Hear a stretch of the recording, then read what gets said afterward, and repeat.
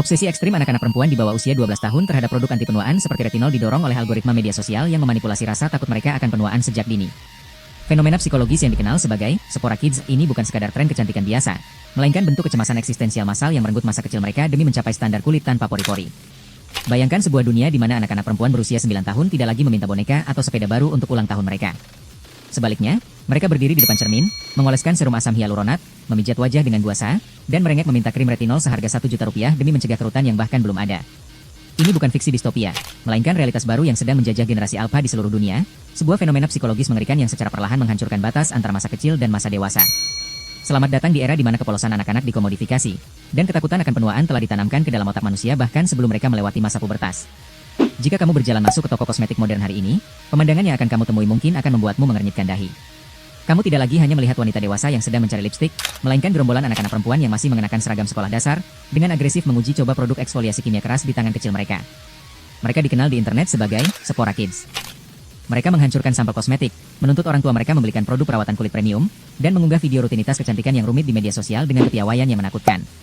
Pertanyaannya, apa yang sebenarnya terjadi pada kondisi psikologis anak-anak ini? Mengapa mereka begitu terobsesi dengan penuaan ketika hidup mereka baru saja dimulai? Jawabannya terletak pada konvergensi sempurna antara algoritma media sosial yang manipulatif dan hilangnya ruang transisi bagi anak-anak. Di masa lalu, kita mengenal fase TWN, sebuah masa transisi yang indah antara masa kanak-kanak dan remaja. Ini adalah masa di mana anak-anak bermain dengan mainan yang sedikit lebih dewasa, bereksperimen dengan pakaian kasual, dan mengeksplorasi identitas tanpa tekanan sosial yang berat. Namun, hari ini, fase TWN telah resmi mati. Algoritma TikTok dan Instagram tidak mengenal batasan usia psikologis.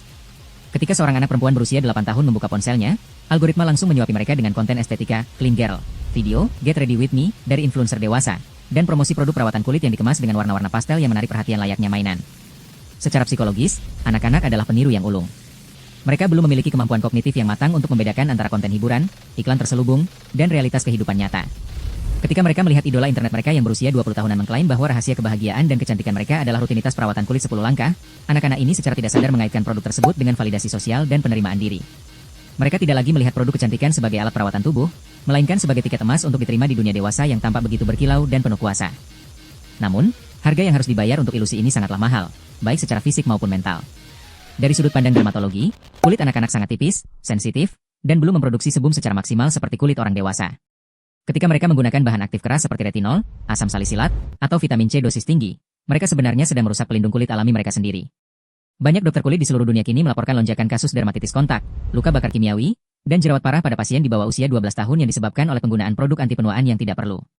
Ironi terbesar dari fenomena ini adalah, dalam upaya mereka untuk mencegah kerusakan kulit di masa depan, mereka justru menghancurkan kulit sehat mereka saat ini. Lebih dari sekadar kerusakan fisik, dampak psikologis dari tren ini jauh lebih merusak jiwa mereka. Kita sedang menyaksikan lahirnya generasi yang mengalami kecemasan penuaan dini secara massal. Bayangkan tekanan mental yang harus dihadapi seorang anak ketika mereka diajarkan untuk takut pada proses alami tubuh mereka sendiri sebelum mereka bahkan memahami apa itu kehidupan. Industri kecantikan kapitalis telah berhasil menanamkan rasa ketidakamanan yang mendalam ke dalam benak anak-anak kita.